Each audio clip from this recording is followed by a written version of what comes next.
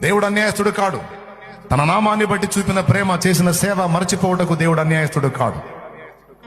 ఆయన ఎంతైనా నమ్మదగిన దేవుడు. నువ్వు ఎదుర్కొంటున్న శారీరక, మానసిక, ఆత్మీయ సమస్యల నుంచి నిన్ను విడిపిస్తాడు. దాని గురించి నువ్వు కలత చెందొద్దు, కృంగిపోవద్దు. ఎందుకంటే దేవుని వాక్కుంది, నేను నీకు తోడై ఉన్నాను.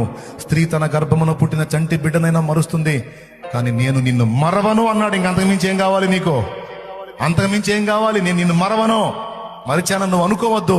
నిరంతరం నేను నిన్ను గమనిస్తానే ఉన్నాను, చూస్తూనే ఉన్నాను. నేను నీకు తోడై ఉన్నాను. భయపడక ధైర్యం తెచ్చుకొనుము. ముందుగతి రానే వచ్చును, నీ ఆశ భంగము కానేరదు. నిశ్చయముగా నువ్వు అడుగు వాటికంటే, ఊహించే వాటికంటే అత్యధికమైన కార్యాలు నీ ఎడల నేను జరిగిస్తానని నా దేవుడు మాట్లాడితే ఇంకా నీకు భయం, ఆందోళన ఎందుకో? కలత, విచారం ఎందుకో? కృంగుబాటు ఎందుకో? నా దేవుని కృతజ్ఞతలు చెప్పు. Thank you lord, thank you, thank you, thank you, thank you. నాతో ఈరోజు స్పష్టంగా మాట్లాడినందుకు నీకు వందనం. నీ విధేయత చూపుతా, లోబడతా తల్లి. తప్పకుండా లోబడతా, తప్పకుండా లోబడతా. కొన్ని నేను నిర్లక్ష్యం చేసి